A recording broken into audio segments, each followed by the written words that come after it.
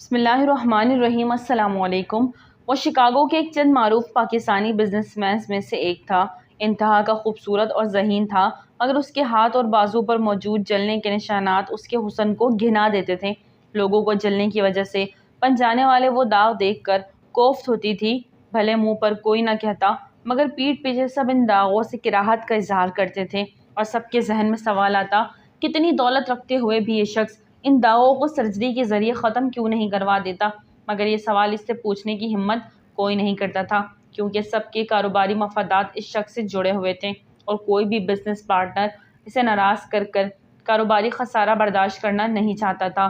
پھر ایک دن انہوں نے خود ہی اس راز سے پردہ اٹھا دیا اور یہ واقعہ سنایا اور کہا کہ میرا نام ضیاء جان بلوچ ہے۔ میں 1990 میں امریکہ منتقل ہو گیا تھا، مگر یہاں منتقل ہونے سے کچھ سال قبل جب روس افغانستان کی جنگ زوروں پر تھی اور کچھ افغان مجاہرین پاکستان آئے تھے تو کچھ پٹھان میرے علاقے میں بھی آباد ہوئے۔ ان میں سے ایک عورت تھی جس کا شوہر ٹینک کا گولہ لگنے سے شہید ہو گیا تھا، جسم کے ٹکڑے ہو گئے تھے، اور اس عورت کے پاس فقط شوہر کی جوتی کا ایک پاؤں بچا تھا جو اس نے بطور نشانی اپنے پاس رکھ لیا تھا۔ سینے سے چند ماہ کی بچی کو لگا رکھا تھا، اور بھوک کا یہ عالم تھا کہ عورت کی چھاتیوں میں بچی کو پلانے کے لیے دودھ بھی نہ تھا۔ خوراک کی کمی کے باعث وہ خشک ہو چکا تھا، بچی بھوک کی وجہ سے بلک رہی تھی۔ ان دنوں میں کوئٹہ میں دودھ دہی کا کام کرتا تھا۔ وہ عورت میری دکان پر آئی اور بچے کے لیے مفت دودھ طلب کیا۔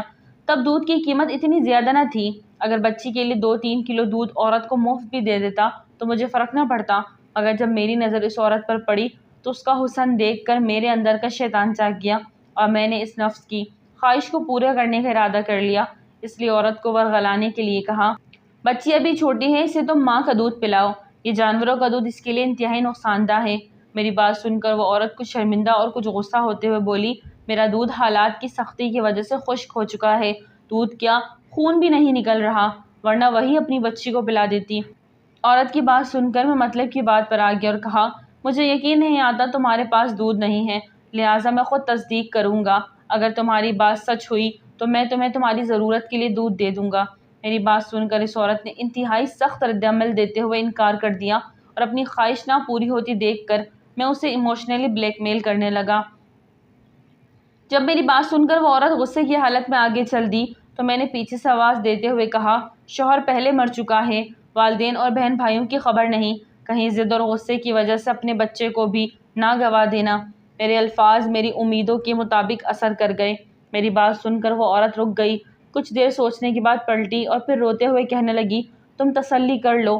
میں اس کے آنسوؤں کو نظر انداز کرتے ہوئے اپنے ہاتھ ناپاک ارادے سے اس کے جسم میں پھیرنے لگا، اور ساتھ ہی اس سے رونے کی وجہ پوچھی تو اس نے بتایا کہ میں اس لیے رو رہی ہوں کہ آغاز اسلام میں جب کوئی سوالی دہلیز پر آتا تھا تو اس کا دین دھرم جانے بغیر نبی کریم صلی اللہ علیہ وسلم کی بیٹی اپنا دوپٹہ یہودی کے پاس گروی رکھ کر بھی سوالی کی مانگ پوری کر دیا کرتی تھی، اور آج مسلمانوں کے پاس سب کچھ ہوتے ہوئے بھی جب امت محمدیہ کی یہ بیٹی ایک مسلمان کی دہلیز پر آئی ہے تو اس مسلمان نے اللہ کے نام پر دینے کے بجائے شیطان کی بات مان کر دینا مناسب سمجھا۔ عورت کے لفظ محض لفظ نہیں، تیر تھے جو مجھ پر چل گئے۔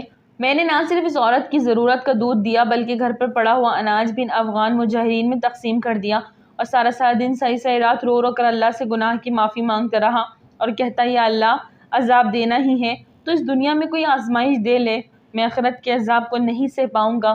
کچھ عرصے بعد اسے گرم دودھ کے گرنے سے میرے ہاتھ جھلس گئے، اور پھر میرے ایک دوست نے مجھے علاج کے نام پر امریکہ بلا لیا۔ یہاں میرا علاج ہوا اور یہیں میں نے اپنا کام شروع کر دیا اور شادی کر لی۔ میرے ہاتھ ٹھیک ہو گئے مگر جلنے کے نشان باقی رہے۔ اللہ نے مجھے ترقی دی اور میں نے کروڑوں ڈالر کا بزنس سیٹ کر لیا، مگر اپنے ہاتھوں کی سرجری نہیں کروائی۔ مجھے پتا ہے میرے ہاتھوں کو دیکھ کر لوگ کرہات محسوس ہوتی ہے، مگر انہی ہاتھوں کو دیکھ کر مجھے اپنا گناہ یاد آ جاتا ہے اور میں اللہ تعالیٰ سے توبہ طائب ہونے لگتا ہوں۔ بس یہی وجہ ہے کہ میں نے کبھی ہاتھوں کی سرجری نہیں کروائی، شاید میری توبہ کبھی قبول ہو جائے۔ آپ لوگ بھی میرے لیے دعا کیجیے۔